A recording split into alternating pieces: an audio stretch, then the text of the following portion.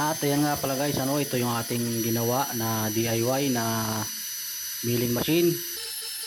Bali, palm rotor yung ginamit nating makina niya.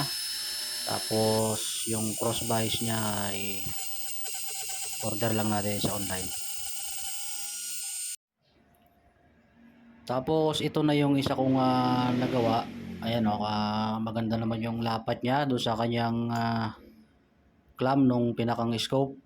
Ayan Tapos naglagay na ako ng konting design para medyo maganda naman tignan.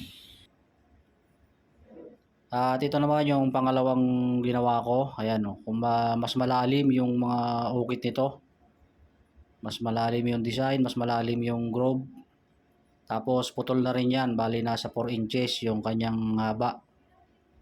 Ayan Kung titingnan nyo, mas malalim yung kapitan dito nung pinakang kapitan nung clamp nung ating scope. Yan. Tapos yung pinakang design niya rin, ayan, mas malalalim na yung ating ginawa kaysa dun sa isa. Ayan nilagay ko sa gitna yung design nito. Kasi yung una kong ginawa, ito yung nasa ilalim, ayan nasa gilid yung pinakang design. Bali, parang sa tingin ko parang medyo mahina yung nito. Kasi nabawasan yung gilid, yun yung kinakabitan ng clamp. Kaya inilipat ko yung pinakang design niya, nilagay ko na lang sa gitna. Para yung pinakang gilid, magkabilang dulo, yung kinakapitan ng clamp ay mas solid o mas matibay kaysa doon sa una nating gawa. Tapos bali babawasan natin yan hanggang dyan sa ukitin natin hanggang dyan. Yung korte ng kuko ko na yan, tatanggalin natin yung ilalim yan. Yan yung pinakang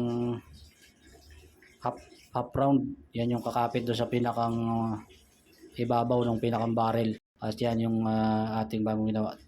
Tapos ito yung sinubukan na natin ikabit doon sa pinakang unit natin. Ayan okay naman yung kinalabasan niya, maganda naman tingnan.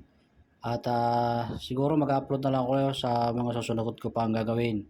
At kung bago ka pa lang dito sa aking YouTube channel, sana ay mag-subscribe ka at mag-iwan ka ng like at para mapanood mo pa yung aking mga susunod na video. Salamat!